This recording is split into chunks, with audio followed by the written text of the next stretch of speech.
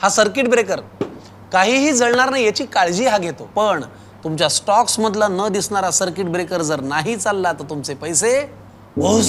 त्यापेक्षा त्यांना समतासोबत वाढवा ना. समता पतसंस्था, टेन्शन नाही, रिटर्न्स निवडा.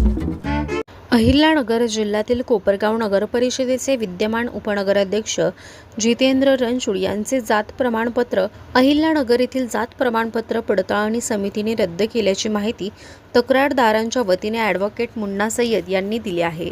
या घडामोडींमुळे कोपरगावच्या राजकीय वर्तुळात मोठी खळबळ उडाली असून रणछोड यांच्या नगरसेवक आणि उपनगराध्यक्ष पदाबाबतही चर्चांना उधाण आले आहे.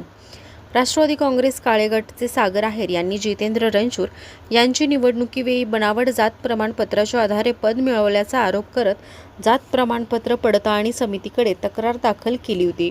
त्यानंतर समितीने संबंधित कागदपत्रांची सखोल छाननी केली. तपासणीअंती सादर करण्यात आलेली जात प्रमाणपत्र बनावट असल्याचे निष्पन्न झाल्याने समितीने ते रद्द करण्याचा निर्णय घेतल्याची माहिती ॲडव्होकेट मुन्ना सय्यद यांनी दिली.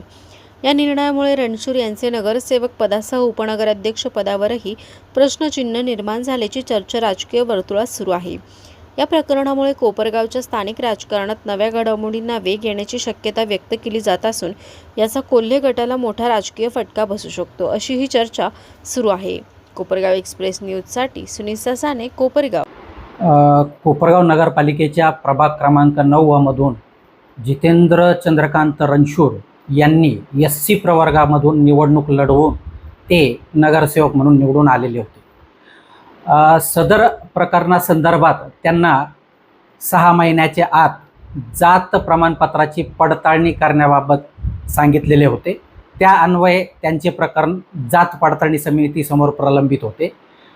त्या जात पडताळणी समितीसमोर आमच्या मार्फतीने सागर निंबा आहेर यांनी ते प्रमाणपत्र अवैध आहे यासाठी हरकत घेतली होती.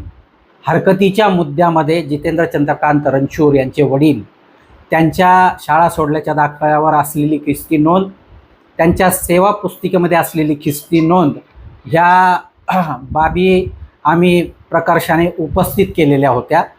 त्यामध्ये माननीय जिल्हा जाती प्रमाणपत्र पडताळणी समिती यांच्यासमोर ह्या सर्व कागदपत्रांची छाननी होऊन 2दा दक्षता पथकाच्या मार्फत त्यामध्ये चौकशी झालेली होती. त्यामध्ये जितेंद्र चंद्रकांत रणछोड यांच्या मार्फतीने काही लोकांचे जबाब आणि पुरावे सादर करण्यात आलेले होते. परंतु जिल्हा जाती प्रमाणपत्र पडताळणी समितीसमोर प्रामुख्याने आमचा असलेला कागदोपत्री भक्कम पुरावा, जसे की जितेंद्र चंद्रकांत रणछोड यांच्या वडिलांच्या शाळा सोडल्याच्या दाखल्यावरच्या ख्रिस्ती धर्माच्या नोंदी, सेवा पुस्तिकेतील नोंदी, हा भक्कम पुरावा, तसेच इलेक्ट्रॉनिक एव्हिडन्स ॲक्ट अन्वये दिलेला पुरावा ग्राह्य धरून आज रोजी जिल्हा जाती प्रमाणपत्र पडताळणी समितीने जितेंद्र चंद्रकांत रणछोड यांचे त्यांना दिलेले जातीचे प्रमाणपत्र हे अवैध ठरवलेले आहे. पुढची प्रक्रिया कशी असेल नगरसेवक पद किंवा उपनगराध्यक्ष पदाच्या बाबतीत?